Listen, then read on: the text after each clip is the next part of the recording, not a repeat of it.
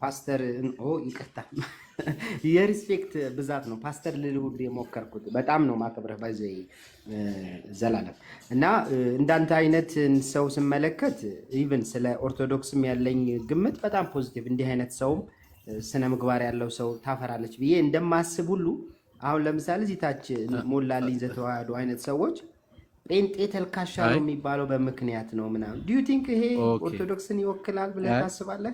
እንደዚህ መፍቀድ እንዲህ አይነት ኮሜንት ስድብ፣ የጥላቻ እና ስድብ የስጋ ስራ ነው። ቆይ አንዴ፣ ስድብ የስጋ ስራ ነው። ገላትያ 5 ላይ እንደተቀመጠ ስድብ የስጋ ስራ ነው።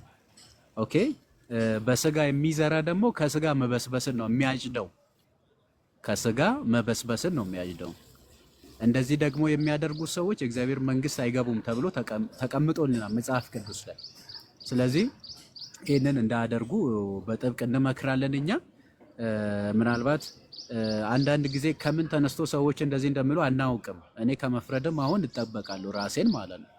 በዛም ሆነ በዚህ ግን ባንሳደብ እጅግ በጣም መልካም ነው። ባንሳደብ፣ ሁላችንም ባንሳደብ መልካም ነው። እዚህ ውስጥ ከገባን በነገር ላይ በእናንተ በኩልም የሚነሱ በጽሁፍ እንኳን የተቀመጡ ማለት ነው፣ በጽሁፍ እንኳን የተቀመጡ ብዙ ነገሮችን ማውጣት ይቻላል በመጽሐፍ ማለት ነው። ኦኬ፣ እንዴት ቤተክርስቲያን እንደሚያንጓጥጡ፣ ቤተክርስቲያን እንዴት እንደሚሰድቧት፣ ጣዖት አምላኪ ያሉ እንዴት እንደሚነቅፏት እሱን አንተም ትሰማለህ፣ ታውቃለህ። እንደምታውቀው የማንለውን እንደምንል አድርገው፣ የማናምነውን እንደምናምን አድርገው፣ የምናምነውን ደግሞ እንደማናምን አድርገው ሰዎች ብዙ ጊዜ ሲከሱን ሲወቅሱን እንመለከታለን። ክስ ደግሞ ብርቃችን አይደለም። ጌታም ተከሷል፣ ጌታም ተሰድቧል፣ ጌታም ምራቃቸውን እንጥቅ ብሎ ተፍተውበታል፣ እስከ ሞት ድረስ እንዲወርድ አድርጓል። ያ ከሱ በረከትን የበላ ህዝብ ሁሉ መልሶ ጌታን ይሰቀል ይሰቀል ስሉ ሰምተናል። ክርስትና ደግሞ የመከራ ህይወት ነው። መከራ የሌላት ቤተክርስቲያን ጸጋ እግዚአብሔር የሌለባት ቤተክርስቲያን ናት። ኦኬ፣ እግዚአብሔር ጸጋ ከመከራ ጋር ስለሆነ ማለት ነው። ቅዱስ ጳውሎስ እንደሚነግረን ከዚህ በሽታ አድነኝ ብሎ ሲናገር አይ በሽታው መዳን ከፈለግ የኔ ጸጋ ይጎልብሃል አለ። አይ ጸጋማ ካለ ምን ይሁንልን ችግር የለውም እቀበለዋለሁ ብሎ ሲናገር ትመለከታለና ጸንተንን የምንኖረው ከእግዚአብሔር ጸጋ የተነሳ ነው። ኦኬ፣ በድካማችን የበረታን አይደለንምና ምን እያልኩኝ ነው? ይህ መዳን ያለ ቅዱስ ምስጢር በእምነት ብቻ ነው ብለህ ታምናለህ? ባራክ። አዎ፣ እኔ መዳን በእምነት ብቻ ነው ብዬ ነው የማምነው። አሁን አንተ ያልከውን በተለይ ኢኒሻል ሳልቬሽን ያልከውን ደህንነት ምናልባት አተረጓጎሞችን ላይ ተመሳሳይ ከሆነ ሰው ለመዳን ግዴታ መጠመቅ የለበትም ብዬ ነው የማምነው። ኦኬ፣ ይሄ እምነት ትክክለኛ የመጽሐፍ ቅዱስ እውነት ይሆን ዘንድ እስኪ ማስረጃ በእምነት ብቻ ሳይጠመቅ ስል ምን ማለት ነው? ጌታችን ከሙታን ተነሳ፣ ደቀ መዛሙርቱን ሂዱ ወንጌልን ለፍጥረት ሁሉ ስበኩ አለ። አሕዛብን በአብ በወልድ በመንፈስ ቅዱስ ስም እያጠመቃችኋቸው ደቀ መዛሙርት ያድርጉ ካለ ጊዜ ጀምሮ ኦኬ፣ መዳን በእምነት ብቻ ከሆነ በእምነት ብቻ ሳይጠመቅ የዳነ አንድ ሰው አለ? መጽሐፍ ቅዱስ ላይ ማስረጃ አለክ? እስኪ ይቅርታ ጥያቄ እንደገመልኝ ዘራ ጌታችን ሂዱ አጥምቁ ካለ በኋላ ማለት ነው ደቀ መዛሙርቱ ጌታችን ሂዱ አጥምቁ ካላቸው በኋላ የጥምቀት ትእዛዝ ከተሰጠ በኋላ ሳይጠመቅ በእምነት ብቻ የዳነ ሰው አንድ በመጽሐፍ ቅዱስ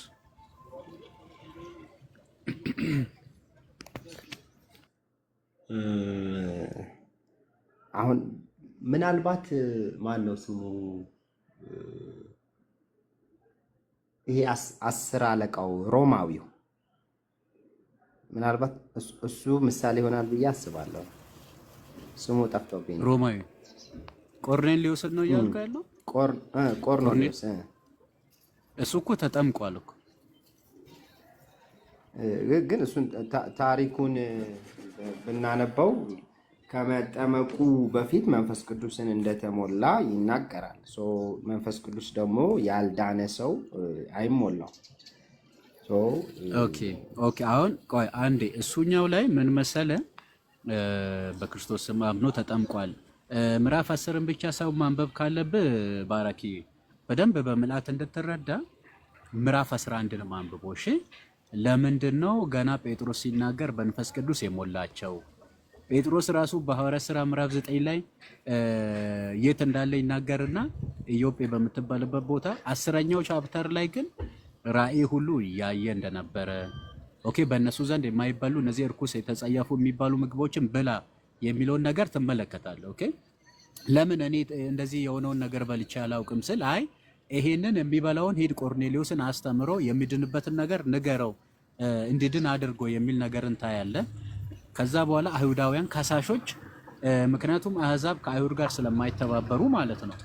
ለምን ይህ እንደሆነ ክፍሉ ራሱ ይናገራል። እሺ ለምን መንፈስ ቅዱስ አስቀድሞ እንደወረደ እግዚአብሔር የአይሁድ አምላክ ብቻ ሳይሆን የአህዛብም አምላክ መሆኑን እግዚአብሔር እነርሱ መቀበላቸውን ምስክር ለመሆን የመጣ ነው እንጂ ምናልባትም ሰዎች ሳይጠመቁ ድህነትን ገንዘባቸው ያደርጋሉ ከሚል አንጻር አይደለም። እስኪ አንድ የመጽሐፍ ቅዱስ ክፍልን ላንሳና በዛ መሰረት ልጠይቅ። የማርቆስ ወንጌል ምዕራፍ 16 ቁጥር 16 ላይ ሂዱ ወንጌልን ለፍጥረት ሁሉ ስበኩ አሉ። ሂዱ ወንጌልን ለፍጥረት ሁሉ ስበኩ አሉ። ደቀ መዛሙርቱ ምን ያደርጉልሃል? መንፈስ ቅዱስን ከተቀበሉ በኋላ የሐዋርያት ሥራ ምዕራፍ 2 ቁጥር 38 ላይ ወንጌልን ሰበኳቸው። በደንብ ስማልኝ። ሂዱ ወንጌልን ስበኩ እንዳላቸው ወንጌልን ሰበኩ። በጣም ጥሩ። ከዛ ማርቆስ 16 ወንጌልን ስበኩ ብቻ ሳይሆን ያመነ የተጠመቀም ይድናል ስለሚል ልክ እነሱ ወንጌልን ሲሰብኩ እነዚህ 3000 ነፍሳት ወንጌልን አመኑ። ተመልከቱ። ወንጌልን ስበኩ አለ፣ ወንጌልን ሰበኩ፣ ያመናለ። እነዛ ሰዎች አመኑ። ምን እንድናደርግ ትወዳላችሁ ብሎ ጠየቁ። ከዛም በኋላ ጌታ አጥምቁ ከዛ ይድናል የሚል ቃል ታገኛለህ። እነሱ ኃጢአታችሁ ይሰረይ ዘንድ ተጠመቁ አላቸው። ለምን? የመንፈስ ቅዱስንም ስጦታ ተቀበሉ ዘንድ ጭምር ማለት ነው። ይሄንን በማድረግ ወደ ቤተክርስቲያን እንደተጨመሩ ነው የምንመለከተው። ኦኬ። ከዚህ አንጻር እኔ ከዚህ ተነስቼ አንድ ጥያቄ ልጠይቅ። ሰዎቹ በነ ጴጥሮስ በነ ዮሐንስ የተሰበከውን ወንጌል ባመኑ ጊዜ ነው ልባቸው ተነካ የሚለው። ልባቸው ተነካ ይላል። የልብ መነካት እምነት ነው ብለህ ታምናለህ? ባራ ባመኑ ጊዜ አይ ቲንክ ኮንቴክስቱን ማየት ይፈልጋል። ግን እምነት የሚሆንበትም ሁኔታ አለ። ዲፔንድስ ኦን በኮንቴክስቱ ይወሰናል ብዬ አስባለሁ። አዲሱ መደበኛን ትቀበላለህ? ያ አዲሱ መደበኛ ትርጉምንም እቀበላለሁ። ኦኬ ጎበዝ። እንደዛ ከሆነ የሐዋርያት ሥራ ምዕራፍ 2 ላይ ልባቸው ተነካ የሚለው ቃል እጅግም ተነካ ይልና እጅግ የምትለውን ጨምሮ ማለት ነው። እጅግም ተነካ ካለ በኋላ ማመናቸውን ያጠይቃል ይላል። በዛ መሰረት ከሄደን ማለት ነው ማመናቸውን ማብራሪያው ላይ ነው እንደዛ የሚለው። ሐዋርያት ሥራ ምዕራፍ 2 ቁጥር ስንት ላይ ያለውን ሐሳብ 37 ጀምሮ ምን አዲሱ መደበኛን ይዘህ ነው? ሁለቱንም ለማነጻጸር እየሞከርኩ ነው። አዲሱ መደበኛም 54ቱም ስላለኝ አይ ወይ ትርጓሜው ወይ ደግሞ መጽሐፍ ቅዱሱን አውጣ። መጽሐፍ ቅዱሱ ምን ይላል መሰለ? እነ ጴጥሮስ ሰበኳቸው፣ በዚህ ጊዜ ልባቸው ተነካ ይላል። ልባቸው ተነካ። የልብ መነካት ምንጩ ምንድን ነው? ያው መንፈስ ቅዱስ ነው ልብህ እንዲነካ የሚያደርገው እኮ። ልብ መነካት ማመን ነው ወይስ ምንድን ነው? እንግዲህ አሁን እንደዚህ ነው ብዬ እንዲህ ነው ብሎ ለመናገር ትንሽ ያስቸግራል። ልብ መነካት ማመን ይሆን አይሆን? እሺ አለማመንም አሁን አንተ አንዱን ብትነግረኝ ጥሩ። እሺ እኔ ቃሉ ልንገርህ፣ ውጪ ሆኜ ነው ማወራ። እንዲህ ይላል በነገር ላይ ቃሉ ልባቸው ተነካ ካለ በኋላ ምን የሚል ቃል መጣ መሰለ? ወንድሞች ሆይ ምን እንድናደርግ ትወዳላችሁ አሏቸው ይላል። ተመልከት። ልባቸው እነ ጴጥሮስ ሰበኩ፣ የእነዚህ ሰዎች ልብ ተነካ። ከዛም በኋላ ምን እንድናደርግ ትወዳላችሁ ብሎ መታዘዛቸውን ያሳያል። መጽሐፍ ቅዱስ ደግሞ ከእምነት የሚነሳ መታዘዝ እንዳለ ነው የሚነግረን ሮሜ 1 ቁጥር 6 ላይ ኦኬ። ከዛን ምን እንድናደርግ ትወዳላችሁ ብሎ ሲጠይቋቸው እነ ጴጥሮስ መለሱ። ምን ብሎ ማለት ነው? ንስሐ ግቡ፣ ኃጢአታችሁ ይሰረይ ዘንድ በኢየሱስ ክርስቶስም ተጠመቁ፣ የመንፈስ ቅዱስንም ስጦታ ትቀበላላችሁ ይላል። የቱ ጋር ነው ያመኑት እነዚህ ሰዎች? ስፔሲፊካሊ እንደዚህ ብሎ የሚገልጽ ነገር የለ። እዚህ ጋር ልባቸው ሲነካ አምነዋል ወይ ደግሞ ያስቸግራል። የቱ ጋር ነው ብለህ ነው አንተ የምታስበው? በሁለቱም ያዘው ከፈለክ። እስኪ በአንዱ እንሂድበት፣ አንዱ ምረጥና እንሂድበት። በሁለቱም እንሂድበታለን። አንዱ ምረጥ እስኪ። እኔ ልባቸው ሲነካ አምኑ የሚለው ከሌሎቹ ከመጽሐፍ ቅዱስ ጥቅሶች አንጻር ስመለከት ብዙ ቦታ ላይ ለምሳሌ እንደ ሮሜ 10:9 ላይ ያለው ሐሳብ፣ ዮሐንስ 5:24፣ ዮሐንስ 3:16 ከእምነት ብቻ ስለተጠቀሰ ከመጠመቃቸው በፊት በእምነት ብቻ ይድናሉ የሚል ሐሳብ ስላላቸው አጠቃላይ የመጽሐፍ ቅዱስን ሐሳብ ስመለከት፣ ስለዚህ እዚህም ጋር ልባቸው ሲነካ ከመጠመቃቸውን በፊት እንደ ዳኑ ነው ማስበው። እሺ መልካም። ከመጠመቃቸው በፊት ልባቸው ከተነካ ማመናቸውን የሚያሳይ ከሆነ ባመኑ ጊዜ የኃጢአት ይቅርታን አግኝቷል። ባረካፍቱማ ኃጢአታችሁ ይሰረይ ዘንድ ንስሐ ግቡ ነው ያለው። ኃጢአታችሁ ይሰረይ ዘንድ በኢየሱስ ስም ተጠመቁ ነው ያለው። የሚጠመቁት ምን እንዲሆን እዚህ ቦታ ላይ ስንመለከተው ኃጢአታችሁ ይሰረይ ዘንድ ነው የሚለው። ኃጢአታችሁ ይሰረይ ዘንድ ነው የሚለው እዚህ ቦታ ላይ። እንደዚህ አይነት እንትን ያለው ይመስላል ሲታይ። በመጠመቃቸው ኃጢአታቸው እንደሚሰረይ የሚያሳይ ይመስላል። ግን መጽሐፍ ቅዱስን ይሄንን ብቻ አይተን ሙሉ በሙሉ የመጽሐፍ ቅዱስን ሐሳብ በዚህ አንተን ባረክ መጥቻለሁ። ይሰማል? ባረክ ሄሎ፣ ይሰማል? ኦኬ፣ ቆይ ወደ ሌላ እሺ፣ ወደ ሌላ እንሄዳለን። ባረክ፣ በዚህ ክፍል መሰረት የሚጠመቁት ምን እንዲሆኑ ነው? እዚህ ቦታ ላይ የሚጠመቁት ኃጢአታቸው እንዲሰረይ ነው የሚለው። ኦኬ፣ የኃጢአት ስርየት ማለት መዳን ነው አይደለም? ብራዘርዬ፣ የኃጢአት ስርየት መዳን ነው ማለት ምን መሰለህ ዘላለም፣ አሁን መዳን የሚለው ምን ማለት ነው? የኃጢአት ስርየት መዳን ነው። ሰው ከዳንም በኋላ እኮ ኃጢአቱ ይሰረይለታል፣ ንስሐ ይገባል። እሱ አይደለም። ቆይ አንዴ፣ እነዚህ ሰዎች እኮ ገና በክርስቶስ አላመኑም እኮ፣ ገና ክርስቲያን አልሆኑም እኮ። ክርስቲያን ላልሆነ ሰው የኃጢአት ይቅርታ ማለት ምን ማለት ነው? ክርስቲያን ለሆነ ሰው ንስሐ ግባ ነው። በክርስቶስ ግንድነት ላይ ቅርንጫፍ ከሆነ በኋላ ሰው ይበድላል፣ ኃጢአትን ያደርጋል። ኦኬ፣ ስለዚህ ምን ይሆናል? ንስሐ ይገባል። ንስሐ ራሱ ወደ መዳን የሚያመጣ ስለሆነ ማለት ነው። አሁን ግን ላልዳነ ክርስቲያን ላልሆነ ሰው የኃጢአት ይቅርታ ማለት ምን ማለት ነው? የኃጢአት ይቅርታ ማለት እውነት ነው፣ መዳን ነው እኮ። እነዚህ ሰዎች በመጠመቅ ድህነትን አግኝተዋል አላገኙም? አግኝተዋል። ግን አሁን ቅድም እንዳልኩ ነው ዘላለም፣ አሁን እዚህ ቦታ ላይ ጥምቀት ወንድሜ፣ ቆይ እንደዛ አይደለም። ምን መሰለ፣ አንተ የምትጠቅሳቸውን ጥቅሶችንም እናውቃለን። ዮሐንስ 3ንም ብለሃል፣ ዮሐንስ 5ንም ብለሃል፣ ሮሜ 10ንም ብለሃል። እነዚህ ክፍሎች በጠቅላላ ከቅዱስ ጴጥሮስ ንግግርና የሐዋርያ ሥራ ምዕራፍ 2 ላይ ከተፈጸመው ነገር ምንም የሚጋጭ ነገር የለም። የእግዚአብሔር ቃል አይጋጭም። እሺ፣ ስለዚህ በዚህ ክፍል መሰረት ልባቸው ተነካ የሚለው አዲሱ መደበኛ አመኑ ይለናል። አየህ፣ ማመንን ያጠይቃል ይላል። ምዕራፍ 2 ቁጥር 35 ጀምረ ብታነበው የሰቀሉት ኢየሱስ ክርስቶስ እንደሆነ አላወቁም ነበር። እነሱ ኢየሱስነቱን ነው የሚያምኑት፣ መሲህ መሆኑን ክርስቶስ መሆኑን አይቀበሉትም ነበር። ግን ክርስቶስ መሆኑን ይጠብቁ የነበረ መሲህ መሆኑን እነ ጴጥሮስ ሲነግሯቸው ወይኔ ለካስ መድኃኒታችን ነው እንደ የሰቀል ነው ብሎ እጅግ አዘኑ። ኦኬ፣ እጅግ በጣም ልባቸው ተነካና አመኑበት፣ በእነሱ ስብከት ማለት ነው። ያመነ ሰው ምን ይላል? ይታዘዛል። ሮሜ ምዕራፍ 1 ላይ እንደነገርኩ ከእምነት የሚነሳ መታዘዝን ትቀበሉ ዘንድ ጸጋና ሐዋርያነትን ተቀበልን አለ ቅዱስ ጳውሎስ ማለት ነው። ሮሜ ምዕራፍ 1 ቁጥር 6 ላይ ማለት ነው። እነዚህ ሰዎች ባመኑ ጊዜ ምን አሉ? ምን እናደርግ ብሎ ታዘዙ ማለት ነው። ከዛን የታዘዙትን እነ ጴጥሮስ ምን አሉ? ንስሐ ግቡ፣ ኃጢአታችሁ የሚሰረይ ዘንድ ኃጢአታችሁ እንዲሰረይ ማለት ነው በኢየሱስ ክርስቶስ ስም ተጠመቁ፣ ከዛስ የመንፈስ ቅዱስንም ስጦታ ትቀበላላችሁ አለ። ቅድም ምን አልከኝ መሰለ? ያልዳነ ሰው መንፈስ ቅዱስን አይቀበልም ብለሃል አይደለም? ቅድም ብያለሁ። በጣም ጥሩ። እነዚህ ሰዎች ሳይድኑ መንፈስ ቅዱስን ይቀበላሉ? ኧረ በፍጹም። አየው፣ አሁን ምን ይላል? ክፍሉን እንዳለ ግባና አንብቦ አንተ። ኃጢአታችሁ ይሰረይ ዘንድ በኢየሱስ ክርስቶስ ስም ተጠመቁ ካሉ በኋላ ከመጠመቅ ጋር አስቀጥሎ ምን ይመጣል?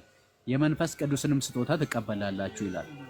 ምክንያቱም ጥምቀት በውሃ የሚፈጸም ጥምቀት ማለት ነው ከመንፈስ ቅዱስ ጋር የሆነ ጥምቀት በቲቶ መልእክት ምዕራፍ 3 ቁጥር 5 መሰረት ምን ይላል መሰለ? ለአዲስ ልደት በሚሆን መታጠብና በመንፈስ ቅዱስ መታደስ አዳነን እንጂ በጽድቅ ስለነበረው ስራችን አይደለም ይላል። መታደስ በራሱ ድህነት ነው፣ አሮጌነትን መክፈፍ ነው፣ ክርስቶሳዊ መሆን ነው። እሺ ከዚህ የተነሳ ቲቶ ምዕራፍ 3 ላይ ምን የሚል ቃል? ለአዲስ ልደት በሚሆን መታጠብ። ለአዲስ ልደት ዮሐንስ 3:5 ላይ ዳግመኛ ልትወለዱ ያስፈልጋል። ከምን? ከውሃና ከመንፈስ ባልን መሰረት ማለት ነው። ለአዲስ ልደት በሚሆን መታጠብና በመንፈስ ቅዱስ መታደስ ይላል። መንፈስ ቅዱስን የሚወስዱት ልክ ሲጠመቁ መንፈስ ቅዱስ በእኛ ላይ የሚወርደው ለምንድን ነው? አሮጌነታችንን ሊገፍ ነው። በክርስቶስ አዲስ ፍጥረት ሊያደርገን ነው፣ ልንታደስ ነው። እና ባጭሩ ምን ልል መሰለህ? ያለ ጥምቀት በእምነት ብቻ የዳነ መጽሐፍ ቅዱስ ላይ አናገኝም። ባራኪዬ እውነት ፖዘቲቭ ሆነን ነገሮችን እኔ አንድ የመጨረሻ ጥያቄ ብቻ ልድገምልህ። ቅዱስ ጳውሎስ የዳነው መቼ ነው?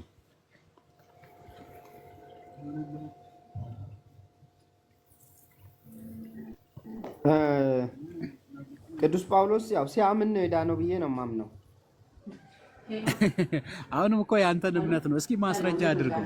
ማስረጃ ኦኬ፣ ልፈልግሽ አንድ ጊዜ። መቼ ነው ያመነው ጳውሎስ? ላውጣ አንዴ 19 አውጣ። እሺ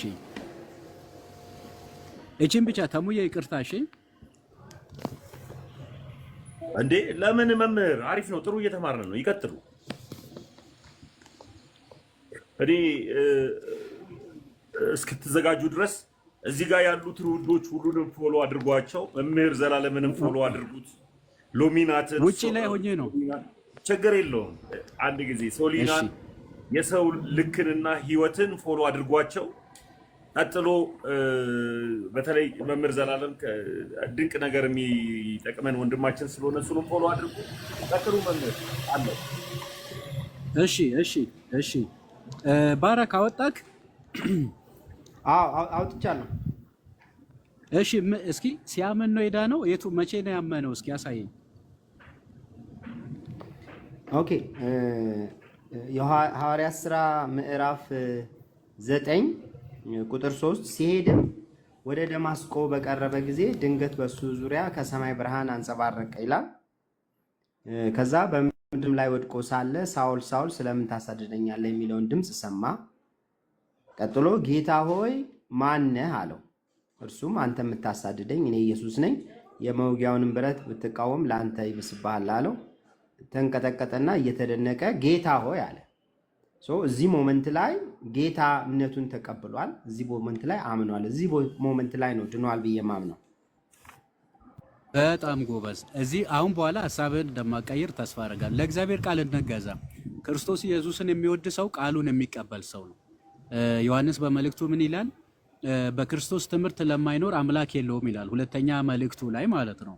በክርስቶስ ትምህርት ለማይኖር አምላክ የለውም ይላል። ኦኬ፣ በጣም ጥሩ። የሐዋርያት ሥራ ምዕራፍ 9 ላይ ጌታ ሆይ ምን ላድርግ ብሎ ሲታዘዝ አምኗል አላመነም? ምዕራፍ 9 ላይ ጌታ ሆይ ማነህ ካለው ሰዓት ከ5 ቁጥር ጀምሮ አምኗል ብዬ ነው ማምነው እኔ። ከቁጥር 5 ጀምሮ ማን? እሺ ማን ባለው ጊዜ ነው ወይስ ጌታ ሆይ ምን እንዳደርግ ትወዳለህ ባለ ጊዜ ነው? የስ አሁን ማነህ አለው። ቀጥሎ ነገረው የምታሳድደኝ እኔ ኢየሱስ ነኝ አለው። ከዛ እዛ ቦታ ላይ ምን እንዳደርግ ምን እየተንቀጠቀጠና እየተደነቀ ጌታዊ ምን አደርግ ዘንድ ትወዳለህ አለ። ይሄ ያው ሰሚት መሆኑን ሰሚት ማድረጉ መወሰኑን ያሳያል። ይሄ ሐሳብ እዚህ ቦታ ላይ አመነ ብዬ ነው አምኗል። እሺ ቅድም ታዲያ ሐዋርያት ሥራ ምዕራፍ 2 ላይ ምን እንዳደርግ ትወዳላችሁ ስሉ አመኑ ለማለት ለምን ተቸገርክ? ባራኪ ሐዋርያት ሥራ ምዕራፍ 2 ላይ ቅድም ምን ወንድሞች ሆይ ምን እንድናደርግ ትወዳላችሁ ባሉ ጊዜ ለምንድን ነው አምኗል የሚለውን ቃል ለመቀበል የከበደክ? እንድናደርግ ትወዳላችሁ ባሉ ጊዜ ታርግ። ቤኪ ባራክ ከኔ ጋር ነህ? ይቅርታ ዘላለምዬ፣ ቤኪ ያው የድሮ የአገልግሎት ወዳጄ ስለሆነ ነው እንትን ያልኩት። ሚውት አድርጌዋለሁ። ቀጥል። እሺ እሺ፣ ችግር አረ ነው ፕሮብሌም። እና ባራክ ቅድም ራሱን ሰሚት አድርጓል። ይህ እምነት ራሱን ሰሚት አድርጓል። ሐዋርያት ሥራ እሺ ሐዋርያት ሥራ ምዕራፍ 2 37 ላይ ይህን በሰሙ ጊዜ ልባቸው ተነካ ይላል። አሁን እዚህ ሞመንት ላይ ነው አመኑ ብዬ ማምነው። ስለዚህ አሁን ልባቸው ተነካ የሚለው ቃል በራሱ ማመናቸውን ይገልጣል ብዬ ነው አሁን ያልኩት። ምን የሚጋጭ ነገር አለው አሁን የተናገርኩት ላይ? አይ ቅድም እኮ አላውቅም ብለህ ነበረ። ቅድም ለመቀበል ነውም አይደለም ለማለት ይከብዳል ስትለኝ እንደውም አንዱን ምረጥ በሁለቱ እንሂድ ሁሉ እያልኩ ካልነበረም ከዛ ይህንን መረጥኩ። ይህንን አልመረጥኩም መጨረሻ ላይ ግን ምን መሰለህ ዘላለም እኔ አንድ ነገር ልንገርህ።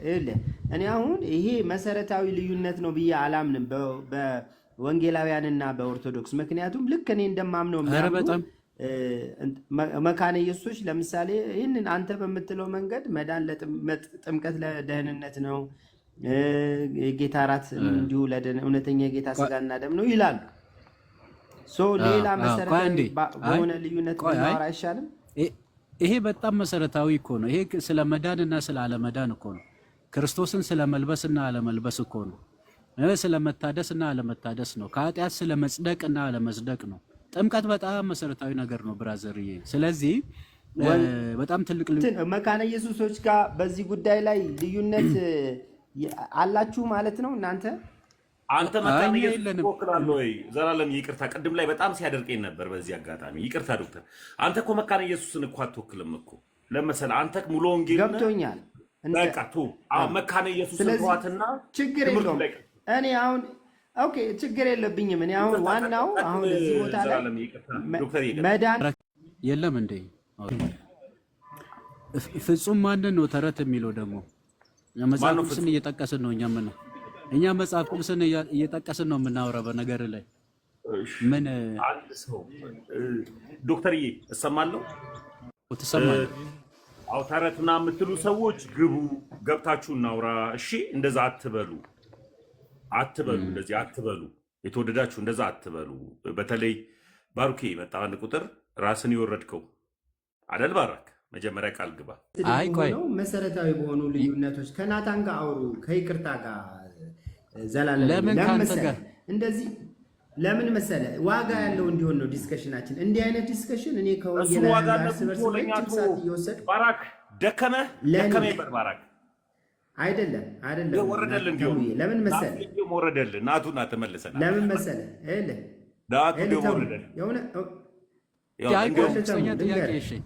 ሶስተኛ ጥያቄ ባራክ ተው በቃ እሱን። ሶስተኛ ጥያቄ ሰው ክርስቶስን ሳይለብስ መዳን ይችላል? ባረክዬ ምን ማለት ነው? መልበስ ማለት ምን ማለት ነው? ከማመን ይለያል? ምንድን ነው መልበስ?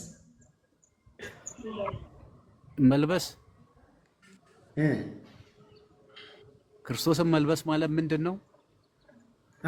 መልበስ ስትል ምን ማለት ነው?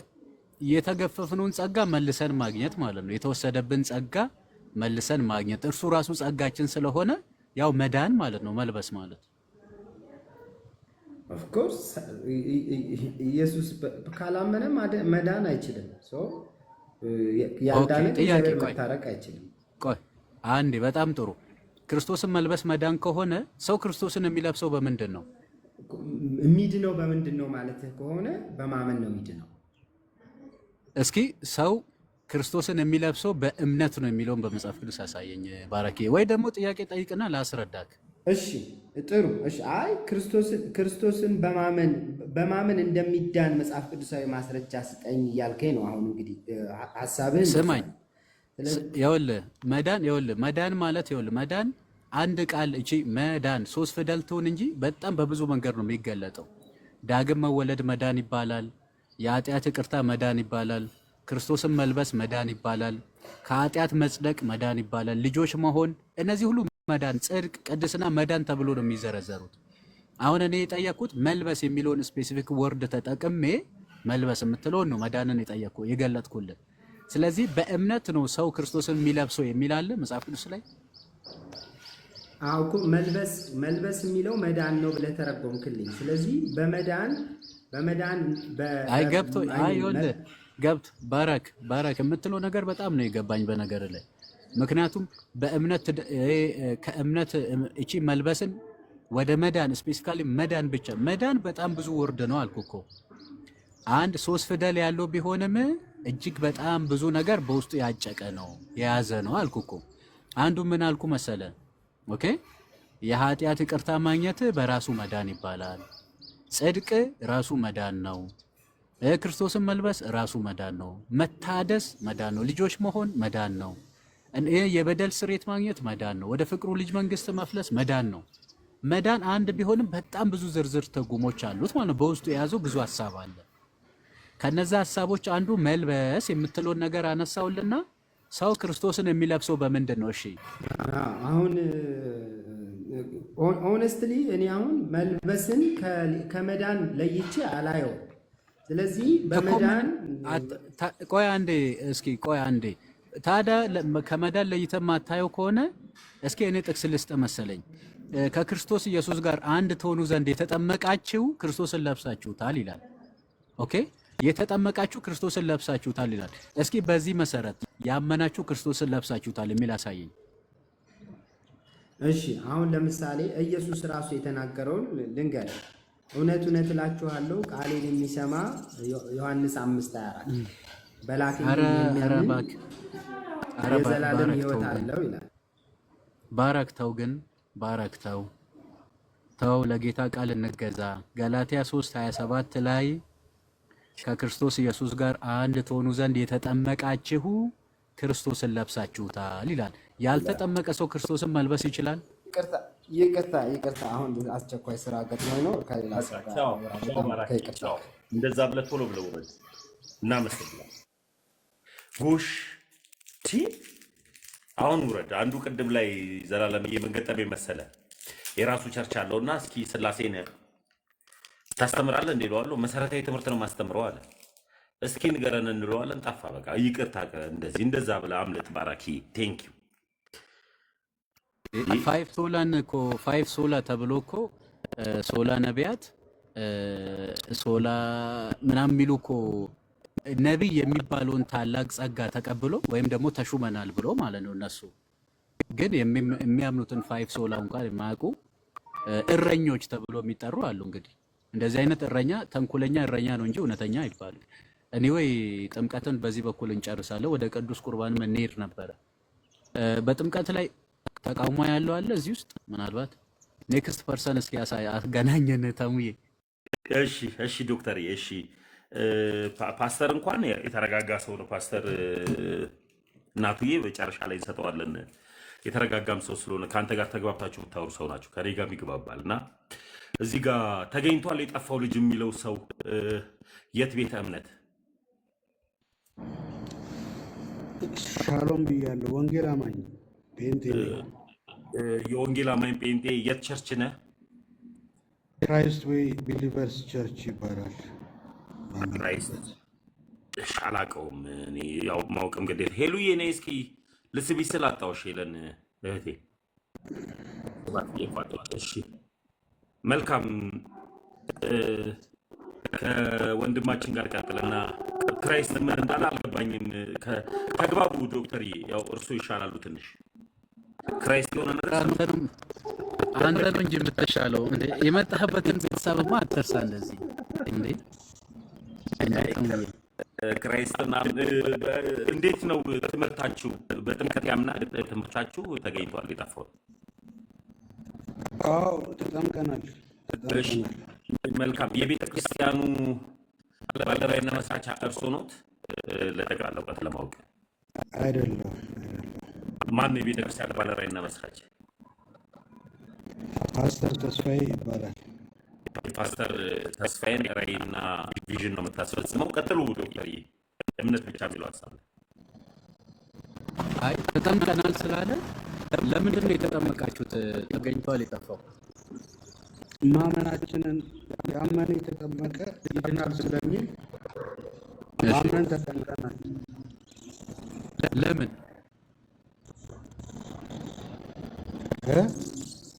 ምን ለማግኘት? ያመነ የተጠመቀ ይድናል አለ። ኦኬ ሰው ስለዚህ አምኖ ሲጠመቅ ይድናል። አምኖ ሲጠመቅ ይድናል። ኦኬ መዳን ስለዚህ በእምነት ብቻ ያለ ጥምቀት አይቻልም ማለት ነው። በቃሉ መሰረት መዳን በምን በእምነት ብቻ ያለ ጥምቀት መዳን ይቻላል? ያመነ ሰው መጠመቅ አለበት። መጽሐፍ የሚለው ያመነ የተጠመቀ ይድናል፣ ወንጌልን ሰበከላቸው ሲያምኑ ይጠመቃል። ካመኑ ማመናቸውን በጥምቀት ያረጋግጣል።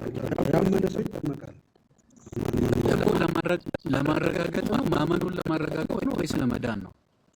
ያመነ የተጠመቀ ይድናል ይላል።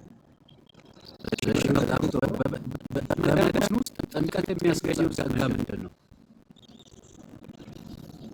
እንዴት ስትጠመቅ እምነት ራሱ እኮ ጸጋ ነው። እምነት ራሱ ጸጋ ነው። እምነት ጸጋ ነው ጸጋ አይደለም? እምነት ጸጋ ነው አይደለም ሳይሆን ጥያቄው የምትጠመቀው ምን ለማግኘት ነው ጥያቄው። አንድ ሰው ወንጌል ሲያስከተለት የሰማውን ወንጌል አምኖ ከዛ በኋላ ተጠምቆ ይድናል ይላል መጽሐፍ ቅዱስ። ስለዚህ ያለ ጥምቀት ብቻ መዳን ይቻላል ወይ ነው? ለምን ኮንፌሰር ታነሱት? ያለ ጥምቀት ምን ማለት ነው? ያለ ጥምቀት በእምነት ብቻ ይድናል። አሁን ጥያቄ ነው።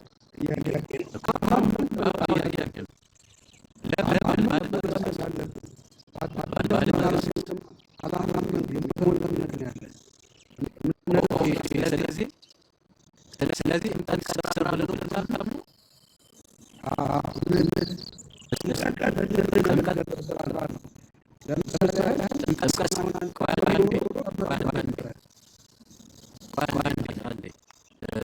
ጥምቀት ስራ አለው የሚል እስኪ ያሳየን።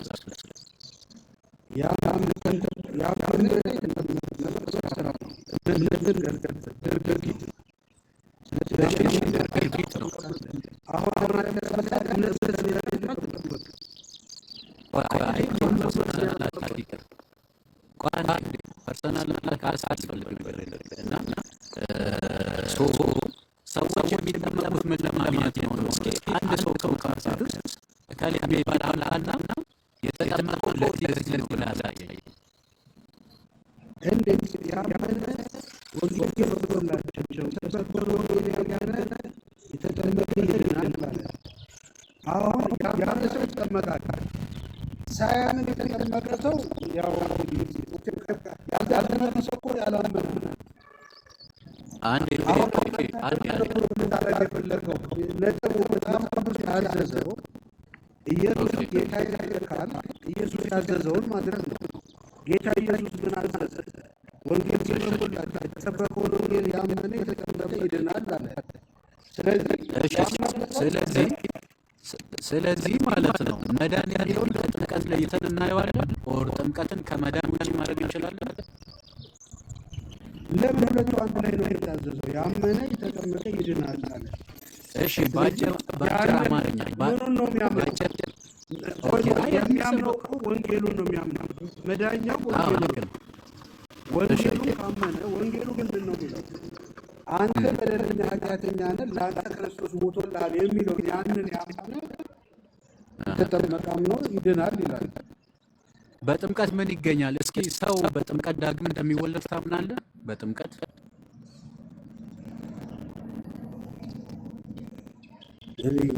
በጥምቀት እንግዲህ ማለት ነው። አሁን ጥምቀት ለምሳሌ ማለት አይነት መጀመሪያ ኳሊፋይ ናቸው።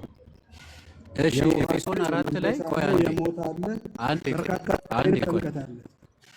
መጽሐፍ ቅዱስ አንዲት ጥምቀት ነው የሚለን። ያቺ አንዲቷ ጥምቀት የምንድን ናት? ኤፌሶን 4:5 ላይ አንድ ጥምቀት የተባለው የምንድን ነው? በሙሉ ስታነበው እሱ ክፍል ላይ ስለ መንፈስ አንድነት ነው የሚያወራው። የመንፈስ ጥምቀት ነው፣ መንፈስ ቅዱስ ጥምቀት ነው። ግን እንትን ይላል ይሄ አዲሱ ቆይ አንዴ አንተ ሙሉ ወንጌል ጴንጤ ምናምን ብለኸኝ ነበርና ይሄ አዲሱ መደበኛቸውን ትቀበላለህ ወይስ አትቀበልም? አዲሱ መደበኛ ትርጉም የሚባል አለ፣ 54 የሚባል አለ፣ ማዕት አለ። አዲሱ መደበኛን ትቀበላለህ? አዲሱ መደበኛን ትቀበላለህ? ሁሉንም አነባለሁ። ሁሉንም ቨርዥን አነባለሁ። አትቀበልም ወይስ ትቀበላለህ? አነባለሁ ሁሉንም ቨርዥን እኮ የምታነበው ለመቀበል ነው ወይስ? ቆይ አንዴ ቆይ ተገኝቷል። የምታነበው በቃ ከላይ አንባቢ ነው ለመባል ነው ወይስ ለመቀበል ነው? ሁሉንም ቨርጅን ለማመሳከር ጥቅሱ ለማወቅ በተለያየ መንገድ ሰዎች እንዴት ተረዱት የሚለውን ለማንበብ ማአት አይነት ቨርጅን አነባለሁ። ልቃውንት እኮ ናቸው ያንተ መምህራን። ኧረ እባክህ ቆይ አንዴ ነገሮችን አናራዝም አናስፋ። ቆይ እዛ ክፍል ላይ የገባው ከእናንተ ማለት ነው የመንፈስ ጥምቀት ነው ብሎ የፈታውን አሳየኝ። እሺ እኔ ፈታሁት እኮ ቀጥታ ከጳውሎስ የተቀበልኩት።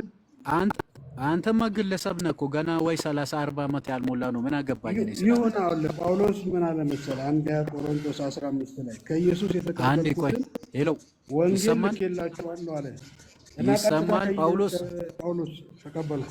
በጣም አንተ ከጳውሎስ ነው የተቀበልከው? አንተ ከጳውሎስ ተቀበልክ? ጳውሎስ ምን ብሎ ተረጎመልህ? ምን ብሎ ተረጎመልህ? ኤፌሶን 4:5 አነበብኩት እኮ ሳነበው የመንፈስ አንድነት ይኑራችሁ ብሎ ስለ መንፈስ አንድነት ነው ከላይ ጀምሮ ክፍሉ የሚያወራው። ስለዚህ ከላይ እሱን እኮ ቆይ አንዴ መንፈስ ቅዱስን ጠብቁ ነው የሚለው። ስለዚህ ጥምቀትን እኔ እዛ ቦታ ላይ መረዳው የመንፈስ ቅዱስ ጥምቀት ነው። አንተ የመንፈስ ቅዱስ ጥምቀት አይ እኔማ ይኸውልህ እኔ አባቶች ያሉኝ ሰው ስለሆነ ከመሬት ተነስቼ ወይ መንፈስ ቅዱስ ገለጠልኝ ወይ ከከሌ ተቀበልኩ እንደፈለኩ አልፈታውም። አይደለም የኛ አባቶች አልኩ እኮ አይደለም የኛ አባቶች የእናንተ አዲሱ መደበኛው እንኳን ይላል ያ ክፍል ላይ የመንፈስ ቅዱስ ጥምቀት ነው በፍጹም አይደለም ነው የሚለው። በፍጹም ነው የሚለው የውሃ ጥምቀት ናት። ከሮሜ ምዕራፍ 6 ጋር ያነጻጽርና ይችኛው ጥምቀት አንዲት ጥምቀት የተባለችው ምንድናት? የውሃ ጥምቀት ናት። እንደ አንደኛ ቆሮንቶስ ምዕራፍ 12 የመንፈስ ቅዱስ አይደለም ብሎ ነው የሚናገረው አዲሱ መደበኛ። አሁን እዚህ ያለው ሰው ማውጣት ይችላል። ተቀበላለህ? ይሄንን አልቀበልም። መንፈስ ቅዱስ ነው የሚለው። ስለዚህ ስለ መንፈስ ቅዱስ ጥምቀት ነው ሁሉም የሚያወራው። መምህር ይሄው ከፈለገ እንድትቀጥል እሺ ኦኬ አውጣ ከፈለገ ኤፌሶን 4:5 ግን ይቀበለዋል ወይ ነው አዲሱ መደበኛ ትርጉም ትቀበለዋለህ? ይሄ እናንተ መጽሐፍ ቅዱስ ነው። አይቀበልም። ተቀበለዋለሁ። ሁሉንም አነባለሁ። ተቀበለዋለሁ። ዋናነት ማነበው ኪንግ ጄምስ ቨርዥን ነው ማነበው። ይሄንንም አነባዋለሁ፣ እጠቀማለሁ ለመረዳት እኮ መጽሐፍ ቅዱሱን ትቀበለዋለህ ወይ ሲል ታምንበታለህ ወይ ነው? አሁን ልከፍተው ነው። እቀበለዋለሁ። እሺ ጌታ እስከዛ ቀጥሎ ኤፌሶን ላይ እስካወጣ እዚህ አሁን እሱ እስከሚያወጣ ድረስ ማለት ነው። እሱ እስከሚያወጣ ድረስ ሰው የሚጠመቀው ምን ለማግኘት ነው? ምን ለማግኘት ነው? ኤፌሶስ ማመኑን ለማረጋገጥ በውሃ ከሆነ በውሃ ኦኬ።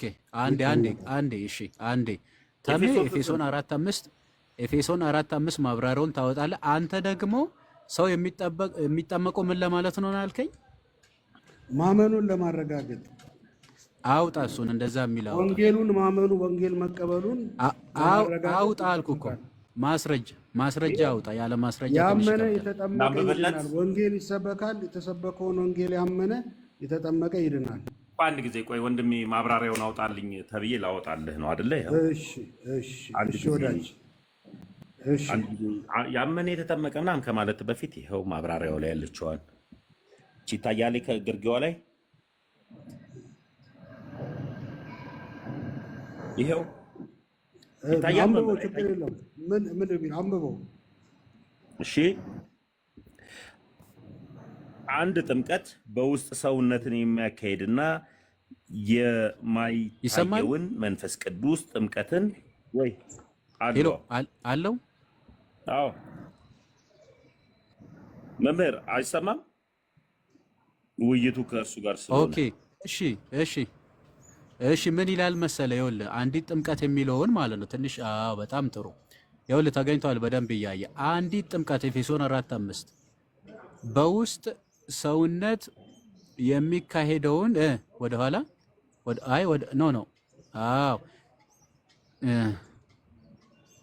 እስቆይ አንተ እሺ የማይታየው የመንፈስ ቅዱስ ጥምቀት ሳይሆን ይላል።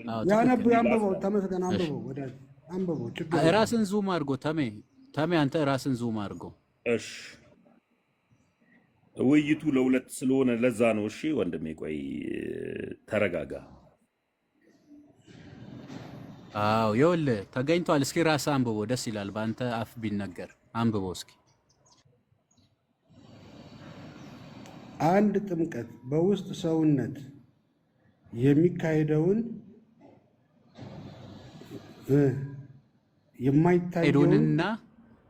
የማይታየውን ነው የሚለው የመንፈስ ቅዱስ ጥምቀትን ሳይሆን አንደኛ ቆሮንቶስ 12 ምናምን ይላል። እሺ ምን ሳይሆን አለ? ቆይ መጀመሪያ ምን ሳይሆን አለ?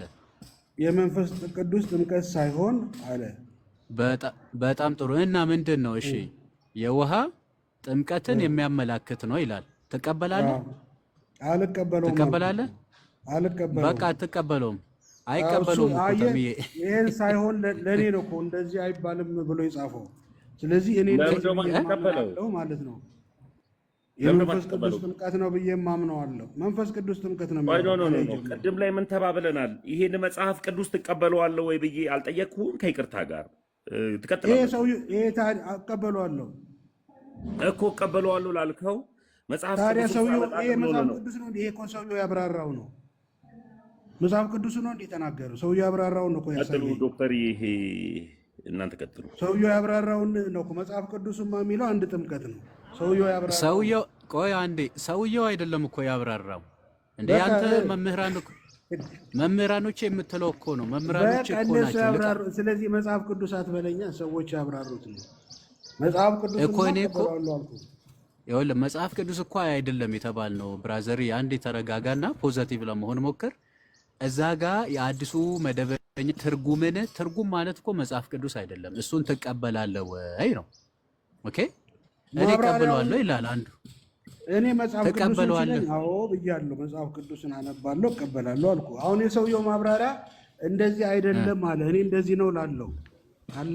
ሰውየው አይደለም ስኮላሮች ናቸው። በነገር ላይ ሰውየው አይደለም። ምን ሆነ ነው?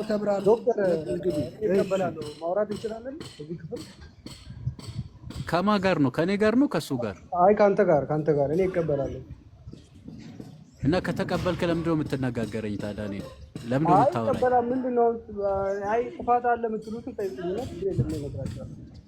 አይ የውሃ ጥምቀት አይደለም። ትቀበለዋለህ አንተ? ኧረ አሉሽ እኔ እቀበላለሁ። እሺ መልካም። ማብራሪያውን ተገኝቷል። የጠፋው ልጅ አይቀበለውም። ተነጋገሩ ሁለታችሁ መጀመሪያ። እኔ ካንተ ጋር ነው መነጋገር የምፈልገው። ከኔ ጋር ነው? አዎ ካንተ ጋር ነው መነጋገር የምፈልገው። አዎ ዛሬ ፈቅድልሃለሁ። በነገር ላይ ካንተ ጋር እኔ ብዙ ማውራት አልፈልግም ነበር ብዙ ጊዜ ስለሰማሁክ። እኔ ጥያቄ ብቻ ልጠይቅህ። ይሄኛው ኤፌሶን 4:5 ላይ ያለው የውሃ ጥምቀት ነው ብሎ የተቀመጠው መብራሪያ ትቀበላለህ አንተ? አይ ክፍሉን መጀመሪያ አንብቡና ትቀበላለህ አትቀበልም? ቆይ ትቀበላለህ አትቀበልም? ቆርጣችሁ አይደለማ ትቀበላለህ አትቀበልም?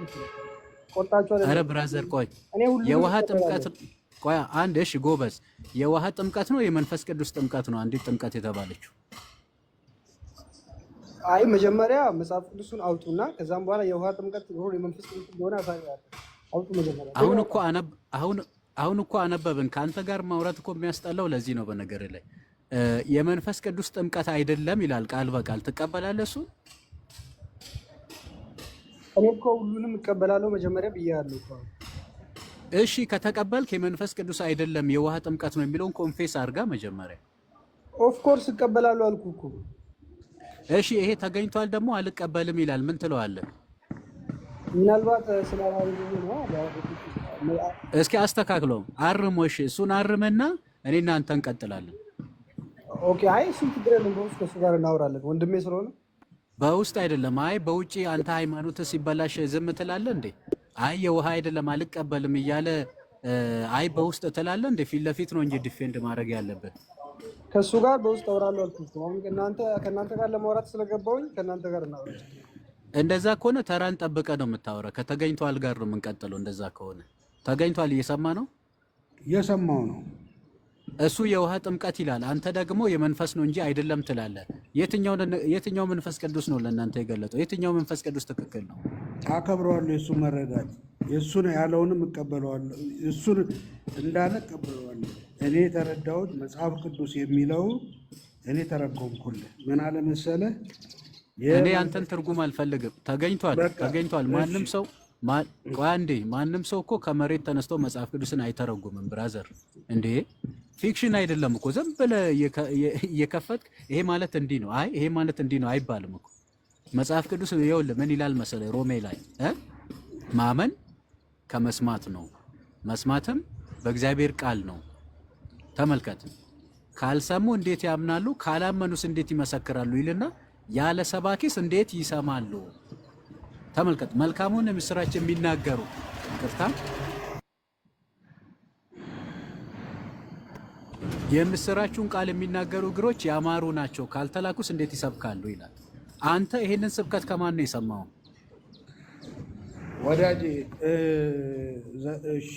ዘላለም ዶክተር ሲሉ ሰምቻለሁ። ዶክተር ይኸውልህ አንድ ነገር አድምጠኝ። ነው ችግር የለውም ዘላለም በለኝና ይሄንን ስብከት ማን ነው የሰበከክ? ማን ነው የሰበከክ? ይሄንን ስብከት አድምጠኛ። አሁን አድምጥ እኮ ነው። አንዴ እቺን ብቻ መልስልኝ፣ እኔም ልወጣ ነው አሁን። ማን ነው የሰበከክ ይሄንን ስብከት? ይሄ ክፍል የመንፈስ ቅዱስ እንጂ የውሃ አይደለም ብሎ የሰበከክ ማን ነው? አንብበው፣ ሙሉ ኮንቴክስቱን አንብበው። መንፈስ ቅዱስ ኧረ አንብቤ ያለው በቃ አንብበውና መንፈስ ቅዱስ ነው። ይኸውልህ የውሃ ጥምቀት ማለት ከመንፈስ እንደው ልርዳ። የውሃ ጥምቀት ማለት ግድ የለም አንዴ ስማኝ። የቀደሞቹ ጸሐፊዎች አሁን የአዲሱ መደበኛ ላይ ይሄ መንፈስ ቅዱስ ማለት አይደለም ሲሉ ምን አለ ማለት ነው?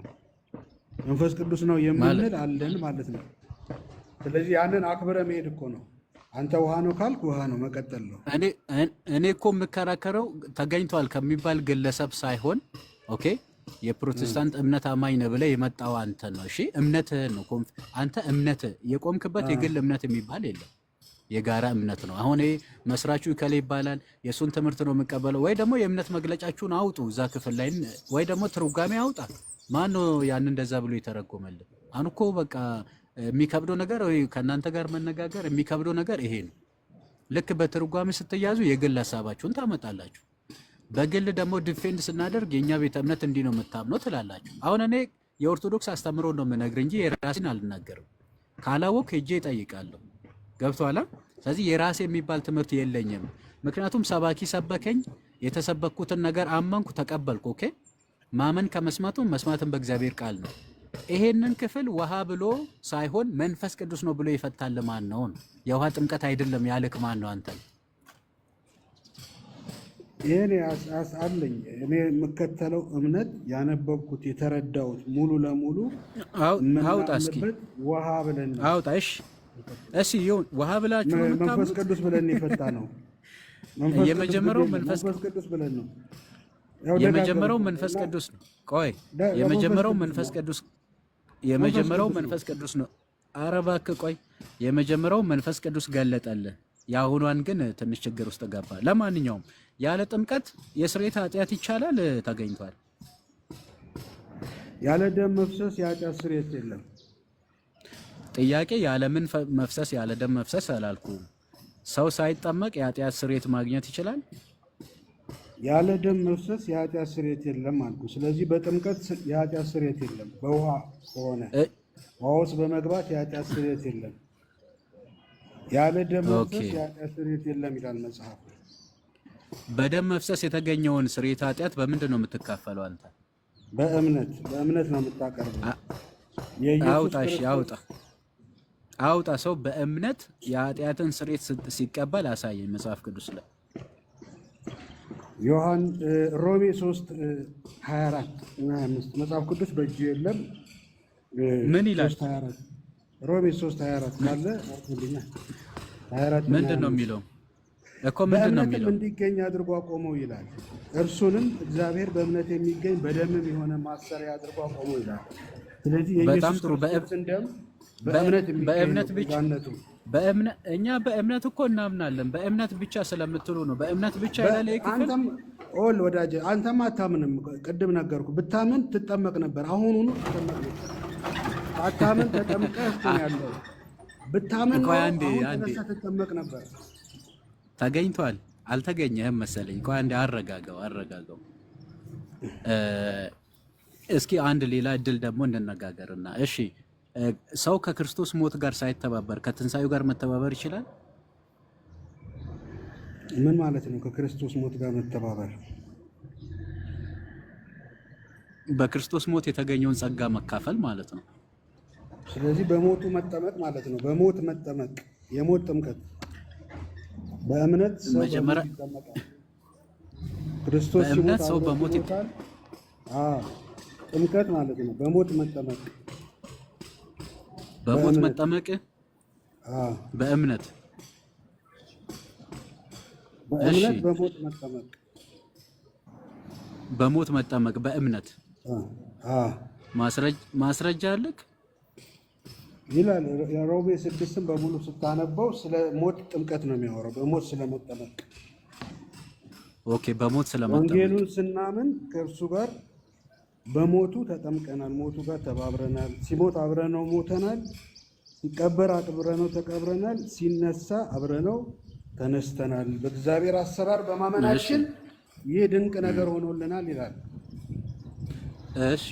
እሺ ሮሜ 6 ላይ ሰው ከክርስቶስ ሞት ጋር ሳይተባበር ከትንሳኤው ጋር ይተባበራል? ያልሞተ ሰው ትንሳኤ ውስጥ አይገባም። መጀመሪያ ሲሞት አብረን ሞት በምንድን ቆይ አንዴ እሺ ስታነብ ከሞቱ ጋር በሞት የተጠመቅን እኛ የሞት ጥምቀት ማለት ነው። የሞት ነው ለኃጢአታችን ዋጋ ከፈልን በማ በክርስቶስ ስጋ ላይ ሆነ።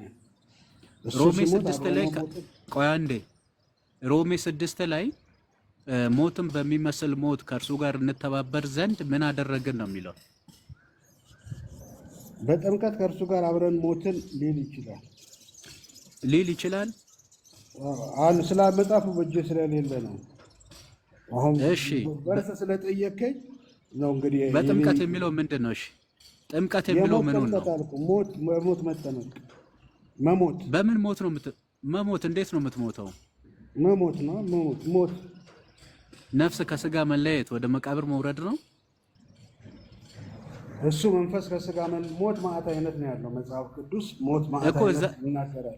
እዛ ክፍል ላይ የገባው ሞት ውስጥ አለ። ስለዚህ ሞት አረ ተገኝቷል። ተው አታዝግ በእናትህ። ሞቱን በሚመስል ሞት ከእርሱ ጋር እንተባበር ዘንድ በጥምቀት ከእርሱ ጋር ተቀበርን ይላል። በምንድን ነው ተቀበርን የሚለው? በኮብ ስንሞት የተጠመቅነው የሞት ጥምቀት ነው። ሞት ውስጥ መጠመቅ ምንድን ነው? መግባት እኮ መነከር ነው። ስለዚህ መሞት እሺ ምን ውስጥ ነው? ምን ውስጥ ነው የምትነከረው? ባህር ውስጥ መግባት፣ ደመና ውስጥ መግባት፣ ሞት ውስጥ መግባት። ሞት የሚባለው ሰው ገብቶ የማይወጣበት ጠቅላላ ሰዎች ይገቡበት የነበረ በምንድን ነው የሞትከው? አንዴ አረ በምንድን ነው የሞትከው? በእናትህ በመንፈስ ሞት ውስጥ ገብተን አይደለም? አዎ በእምነት ተቀላቀልን ከሱ ጋር። ዘላለሚ 3 ደቂቃ ፈቀድልኝ። አረ በቃኝ። ምን ልትወጣ ነው? ዳራ ወጥቼ ካልመለስ 3 ደቂቃ ወጥቼ እኔ ልቀጥል። ደርሼ ካልመጣ ቤት ይከፍ። እሺ 3 ደቂቃ እሺ እቺ መልስልኝ። ይሄ ሮሜ 6 እኮ በጣም ግልጽ ነው። ወረድ ብሎ በሮሜ 6 ማውራት እንችላለን ወይስ? ወረድ ብሎ ቢያነበው ዶክተርዬ የሞተ ከኃጢአቱ ጸድቋልና ይሌለ ወረድ ብሎ ሲያነበው ወደታች የምንሞተው ደግሞ በጥምቀት ስለሆነ አንዴ ማለት ነው። በጥምቀት አንድ ጊዜ አትደረብ አባቴ ከመጽሐፍ ቅዱስ ምን ያሳያችሁ። አንዴ ካዶሽ ሚውት አድርግ። ተሜ ስለሌለ ሞዴሬተር ቢሰጠኝ ጥሩ ነበር። እኔው አንዴ ሚውት አድርግ አንተ። የምንሞተው ደግሞ በጥምቀት ነው። ስለዚህ የሞተ ከኃጢአቱ ጸድቋልና ካለ የምንሞተው በጥምቀት እስከሆነ ድረስ ከኃጢአታችን የምንጸድቀው በጥምቀት እንደሆነ ግልጽ እኮ አስቀምጦታል ታች መምህርዬ። ላነበበው ሰው በጣም ግልጽ ነው። አረ ግልጽ ነው። እንደዛ ነው የሚለው በጥምቀት ካዶሽ ለምንድን ነው ግን አንተ መጽሐፍ ቅዱስ በጥምቀት እንደምንቀበር ነው እንጂ እንደምንሞት አያስተምረንም። እሺ አልኩ እኮ። ኧረ እባክህ እሺ እንደማመጥ። ቢያንስ ሚውት በጣም ለመውራት የምቸኩል ከሆነ ቢያንስ እንደማመጥ። በጥምቀት ይቀበራሉ እንጂ አይሞቱ ማለት ይሄ ጥምቀት ምንድን ነው? ካዶሽ መጀመሪያ ይሄ ጥምቀት ምንድን ነው? የምን ጥምቀት ነው? የውሃ ጥምቀት ነው። በውሃ ጥምቀት ነው የሚጠመቀው። በጣም ጥሩ። አንተ የውሃ ጥምቀት ትላለህ። እዚህ ከአንድ ጎን ያለው ደግሞ የውሃ ጥምቀት አይደለም ይላል እኮ። አሁን እኔ ማናችሁን እንደማናገር እኮ ግራ ገባኝ። የትኛውን ነው እሱ እያለ ያለው? ሮሜ 6 ነዋ። ሮሜ 6 እኮ ስለ ውሃ ጥምቀት እኮ ነው እያወራ ያለው። አይደለም እያለ ነው። ለምን ዝም ትላለህ? ቆይ አንተ ዶክተር እንግዲህ ከካዶች ጋር ቀጥል። ከካዶች ጋር ቀጥል። አንተ ለምን አንተ ቆይ የውሃ ጥምቀት የዘገርኩ ይገባሃል። የውሃ ጥምቀት ቆይ አንዴ ለምን ጋይስ አሁን አንተ ከካዶች ጋር ቀጥል። ወዳጄ ካዶች ተባረክ። ቀጥል ከዶክተር ጋር። ለምንድን ነው የውሃ አይደለም የምትለው? ለምንድን ነው የውሃ አይደለም የምትለው? ተገኝቷል። የውሃ አይደለም ይሰማል። የውሃ አይደለም ለምንድን ነው የምትለው? ተገኝቷልና ተመለስ። አንተ የውሃ አይደለም ትላለህ፣ ካዶች ደግሞ የውሃ ነው ይላል።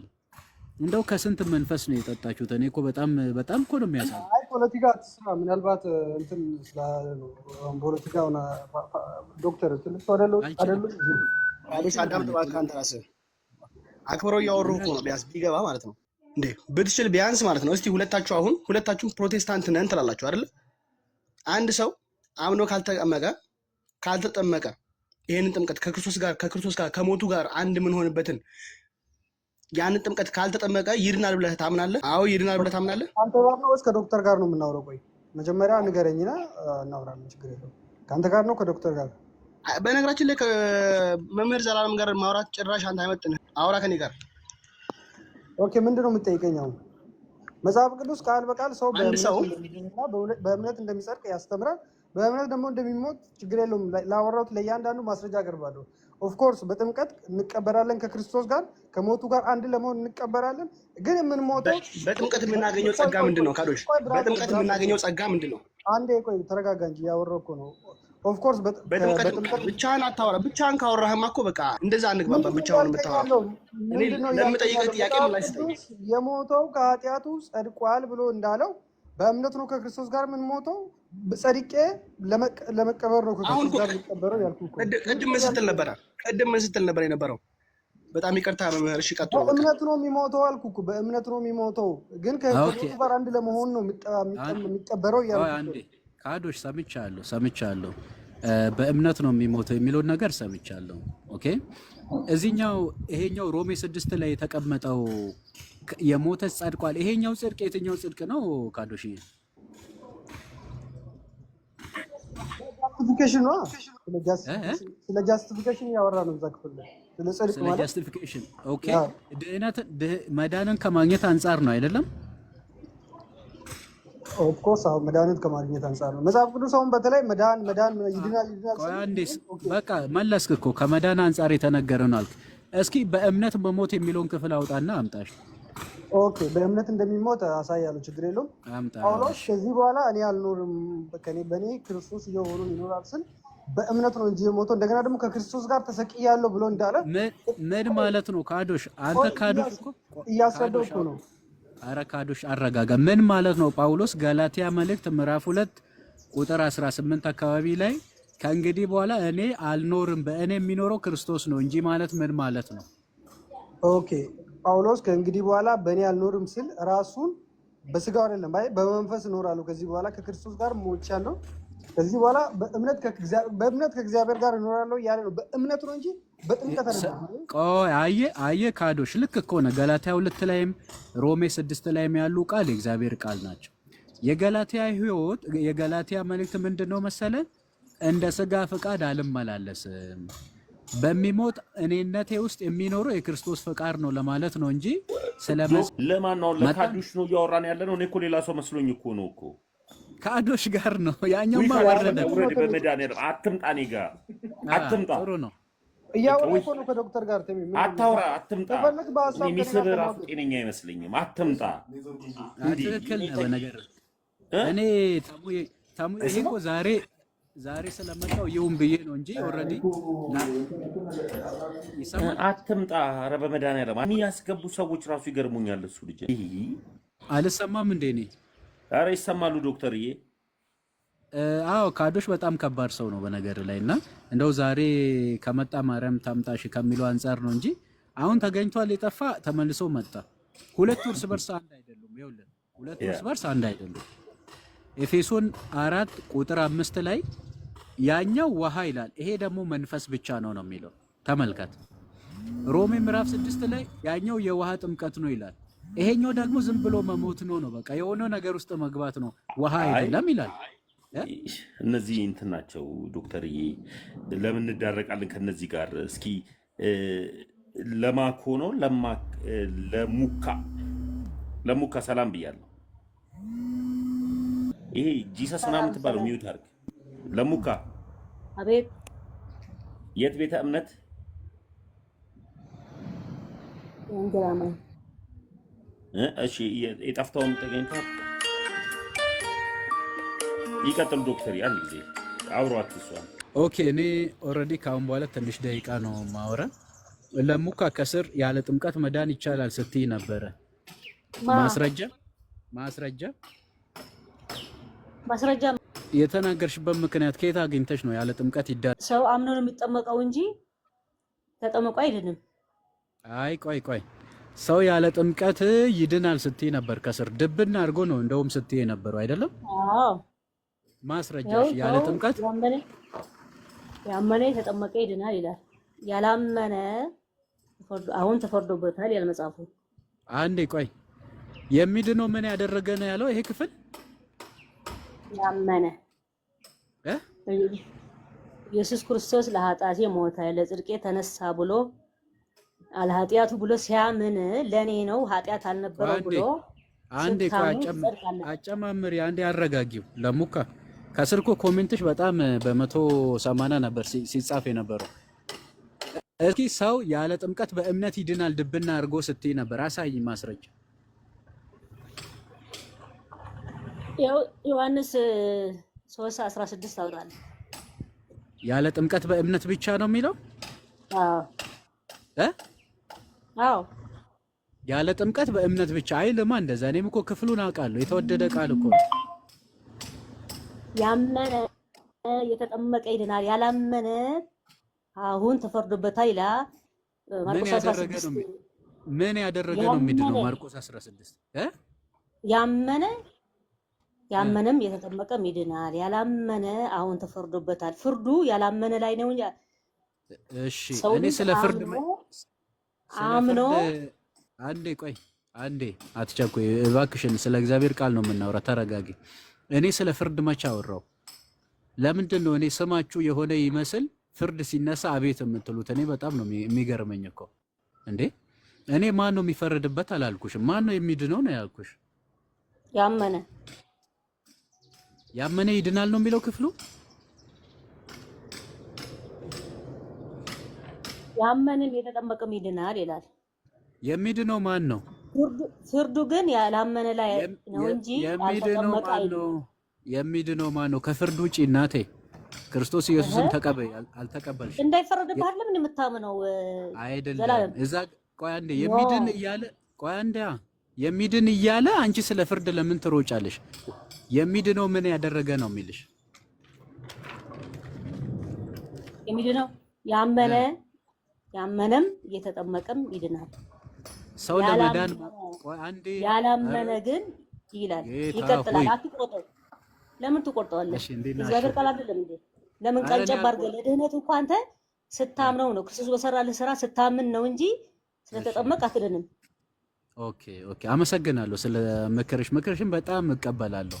እዛ ክፍል ላይ የሚፈረድበት ማን ነው ይላል። እስኪ ከፍርዱ ልነሳ። በጣም ተመችቶሻል። የሚፈረድበት ማን ነው? የሚፈረድበት ያላመነ በጣም ጥሩ። እንደዛ ይላል ቃል። እውነትሽን ነው። የሚድነውስ ማን ነው? የሚድነው ያመነ ነው። በቃ አየሽ፣ አንቺ የጌታን ቃል አትቀበይም ማለት ጌታን አትወጂውም። አየሽው ለምንድን ነው? ምክንያቱም ክርስቲያን ደግሞ ሮሜ 6 እንሄድና ሞትን የሚመስል ሞት ኖ ሮም የትም ቦታ አትሄጂም። ከማርቆስ 16 ፈንክቻ አትይም። ማርቆስ 16 የሚፈረድበት ማን ነው ስልሽ ያላመነ ነው አልሽኝ። ትክክል፣ ቃሉም እንደዛ ይላል። እሺ የሚድነው ማን ነው ነው የሚለው ክፍሉ። ለምን ማንበብ አቃተሽ አንቺ? የሚድነው ያመነም የተጠመቀም እያልኩ አይደለም እንዴ? አይሰማም? እሺ ስለዚህ ቆያ ይሰማል። ስለዚህ ሰው ለመዳን ማመን መጠመቅ አለበት ብለሽ ታምኛለሽ? ማመን ታምናለህ። ያመነ ሰው ደግሞ ይጠመቃል። ይሄ ጌታ ትእዛዝ ነው። ለምን ነው የሚጠመቀው? ስላመነ ጌታ በሰራለት ስራ ስላመነ ለእኔ ለኃጢአት የሞተ ብሎ ስላመነ። ለምንድን ነው የሚጠመቀው? ስላመነ ብለናል እኮ። ምን ለማግኘት ነው የሚጠመቀው? ስላመነ ነው የሚጠመቀው እኮ። ጌታ በሰራለት ስራ ታምናለህ። ይህ ለዘላለም ጌታ በሰራለት ስራ ኃጢአት እንዳልነበረው የእግዚአብሔር ልጅ ለእኔ ሲል ከዙፋን ወርዶ አዳኔ ብለህ ታምነዋለህ። ያመነ ሰው ደግሞ ትእዛዝ ይፈጽማል። ትእዛዛችሁ ደግሞ ኧረ ለሙካ ኧረ እባክሽ እንዴ መናገር እንጂ መስማት አትችሉም እንዴ? እንችላለን። እምትችይ ከሆነ ያው ክፍሉ እዚህ ጋር አለልሽ። ምን ያደረገ ይድናል ነው ያለው። መዳን ከምን አንጻር ነው የተቀመጠው እዛ ጋር? ከእምነት ጋር። ጥምቀት የለም እንደዛ የሚል? ስላመንክ ነው የምትጠመቀው አልኩ። አልሰማኸኝም? ምን ስላደርግ ትጠመቃለህ አላልኩሽም? እኔ አንቺ ክፍሉ ምን ይላል? ጌታ ሲናገር ምን ብሎ ነው የተናገረው? እስኪ አንብቢ አንዴ ተናገሪ እስኪ። እኔ ደግሞ እስኪ እኔ ያልገባኝ ነገር እንድታስረዳኝ። አንተ ምን ብለህ ነው የምታምነው? አንዴ ቆይ፣ ስለ እምነት አሁን ጥያቄው ስለ እምነት አይደለም። ምን ያደረገ ይኸውልሽ፣ እዚህ ጋር ምን ያደረገ ይድናል ነው የሚለው። እስኪ አንዴ እንትና ብለርድ ነው ትንሽ ይቅርታ። ቆይ አንዴ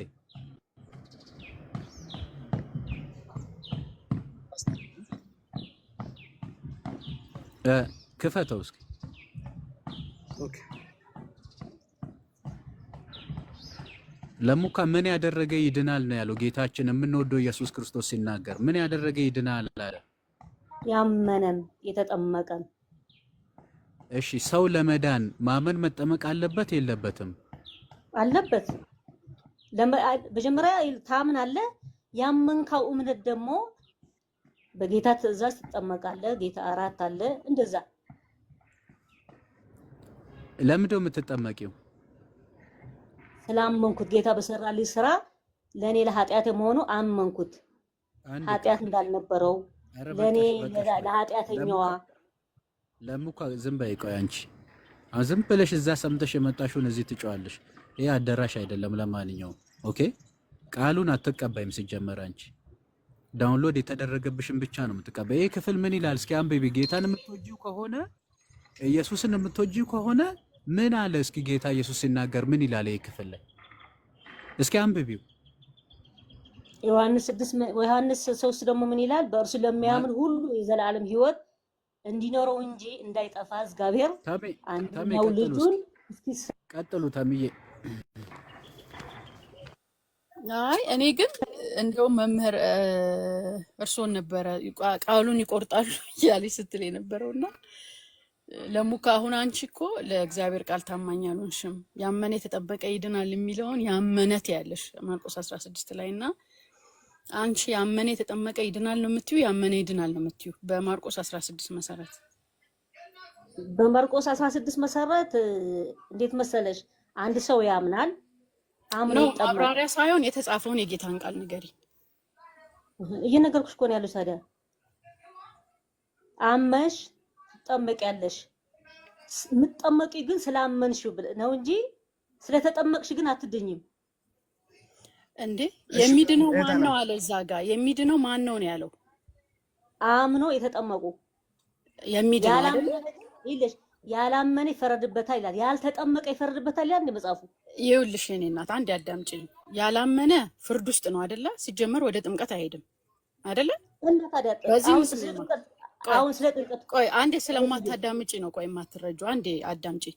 ለምሳሌ ያላመነ ይፈረድበታል አለ አይደለ? ያላመነ ይፈረድበታል ካለ በቃ ያላመነ ሰው ቆይ አንዴ አዳምጪኝ አይኔ እናት። ያላመነ ይፈረድበታል ካለ በቃ ፍርድ ውስጥ ነው እሱ። ወደ ጥምቀት ራሱ አይሄድም። ገብቶሻል? በቃ ፍርድ ውስጥ ነው። እሱን ታዩ በቃ ፍርድ ውስጥ ነው ያለው እሱ። እዚህ ጋር ግን መጀመሪያ ላይ ያመነ የተጠመቀ ይድናል ይላል አይደል? ነው እምነት ብቻ ያድናል ነው የሚለው እዛ ጋር። እስቲ ንገሪኝ። ስላመንሽ ትጠመቂያለሽ ነው የሚለው እዛ ጋር ማርቆስ 16 ምን አልሽ?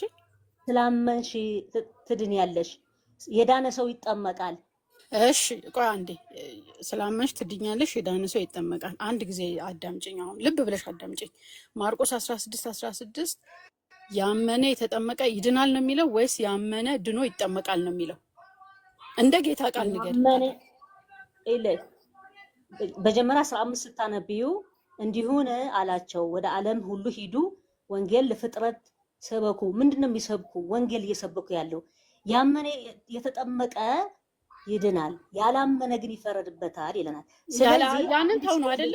በቃ ያላመኑት ለሙካ አንድ ያዳምጪኝ፣ ያላመኑት ፍርድ ውስጥ ናቸው። ተው ናቸው እኮ እነሱ፣ በቃ ወደ ጥምቀትም አይሄዱም። ታያቸው እነሱ። እኔ ያልኩሽ አሁን ያመነ የተጠመቀ ይድናል ነው የሚለው፣ ያመነ ድኖ ይጠመቃል ነው የሚለው። ስላመንሽ እኮ የምትጠመቂማ ምን ሆነሽ ነው እኮ? ከሁለቱ የትኛው ነው የጌታ ቃል? የቱ ነው የጌታ ቃል? የቱ ነው ንገሪኝ። ያመነ የተጠመቀ ይድናል ነው፣ ያመነ ድኖ ይጠመቃል ነው? አምነሽ አይደል የምትጠመቂ? ታዲያ ተጠምቆ የሚድን ሰው አለ?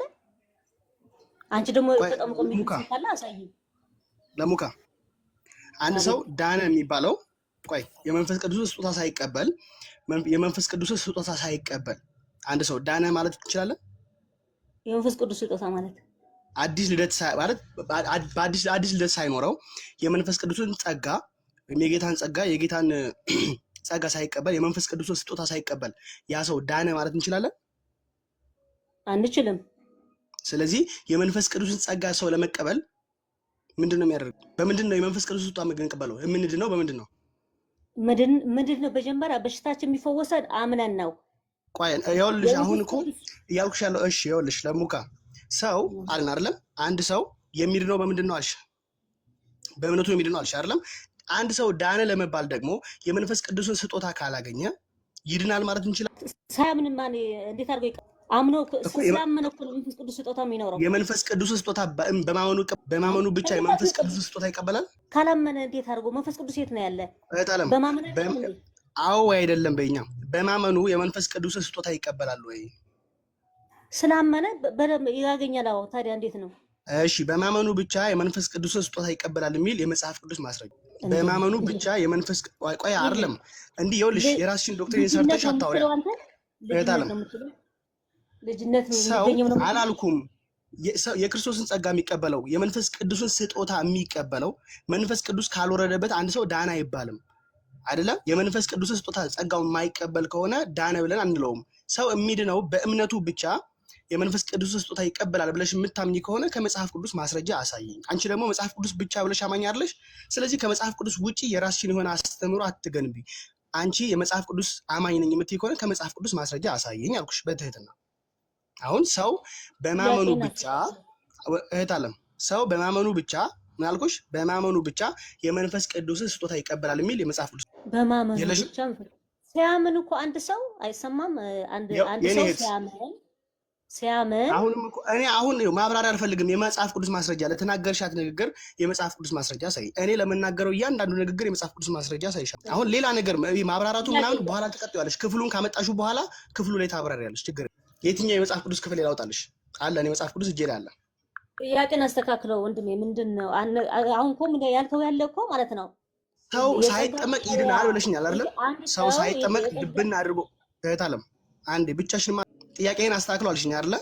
ቅድም መጀመሪያ ስትገቢ ከመምህር ዶክተር ዘላለም ጋር ምን ነበረ ይጠይቁሽ? ሰው ድብና አድርጎ ይድናል ብለሽ ነበር አይደል? ምን ሳይጠመቅ ድብና አድርጎ ይድናል። በቃ ዳነ ማለት ደግሞ የመንፈስ ቅዱስ ስጦታ መቀበል ነው ብለሽ የምታምኚ ከሆነ አዎ ብለሽኛል አይደል? ስለዚህ የመንፈስ ቅዱስ ስጦታ ሰው ሳይጠመቅ በእምነት ብቻ ያገኛል የሚለውን የመጽሐፍ ቅዱስ ማስረጃ አሳየኝ አልኩሽ። አይ ማሳየት አልችልም ካልሽ ውሸት አምነሽ ማለት ነው። ገብቶሻል አይደለም? ማሳየት የምትችይ ከሆነ ቀጥይ። አንድ ሰው ሲድን አልኩ እኔ አዳምጠኝ። አንድ ሰው ሲድን ምን አለ ማስረጃ ስጪኝ እንዴ? ለምን ማስረጃ? የመጽሐፍ ቅዱስ ማስረጃ ስጪኝ። እኔ በቃ ማውራት የምፈልገው በመጽሐፍ ቅዱስ ነው። ያንቺን እንትን አልፈልግም። አሁን ምን የሚል መጽሐፍ ቅዱስ ፈለካ? ቆይ እሺ ዳቆ እሺ ለሙካ አወረዳችኋት። እሺ በቃ እንደው ቦታ ቀይረን እንሞክር ብዬ ነበረ፣ ግን በጣም ከባድ ነው። እንዴት ነው በዚህ ልክ ግን አስቸጋሪ ነው። አይደለም ወንድማችን። በጣም እውነት ማለት ይሆናል። የራሳቸው ሁሉም የየራሱን የሆነ መረዳት ስለሆነ ያለው ኢቭን ቢያንስ እዚህ ገስት ላይ እንኳን ሲገቡ ሌላ ቦታ ይተውትና እዚሁ ገስት ላይ እንኳን ሲገቡ አንድ አይነት የሆነ ምልከታ ቢኖራቸው ኢትስ ኦኬ፣ ቢያንስ ለመሞገት እንኳን ይመቻቸዋል። እርስ በርስ ተጣልተው ይመጡና እንግዲህ መመሪያው በጣም ይቅርታ አርሶ እያሉ ያው አወራሁኝ፣ ግን ሰላም ብያለሁ። አረ ችግር የለውም፣ አረ ችግር የለውም። እኔም እኮ ሁላችንም ወንድማማቾች ነን በነገራችን ላይ እና እንደዛ ነው። ግን እንደው አንድ ጥቅስ ቀይሬ እስኪ ለማየት ፈልጌ ነበረ። እንደዛ ነበር ግን አልሆነም። ለማንኛውም በቃ እናንተ ቀጥሉ። ተሙ የቴንኪው ስላስገባኸኝ። ሰላም ዶክተር ዘላለም እንዴት ነህ? አለክ ያለው አለሁልህ። እንዴት ነህ? ጠፍተሃል ዘካየው። አዎ አንተ ነው ያባረርከኝ እኮ በቃ አንተ ሸሸው ትላለህ። አይ እኔማ ወደ አንተ እየመጣሁ ነው እኮ አሁን። ቆይ አወራለሁ። እሺ አይ መልካም። ያው ስራ ላይ ምናምን ሆኜ ነው። አሁን 1 ሰዓት አልፎኛል ራሱ ከወጣው። ኤኒዌይ ጥምቀት አንስተን ጥምቀት ለድህነት የሚለውን ክፍል አነሳንና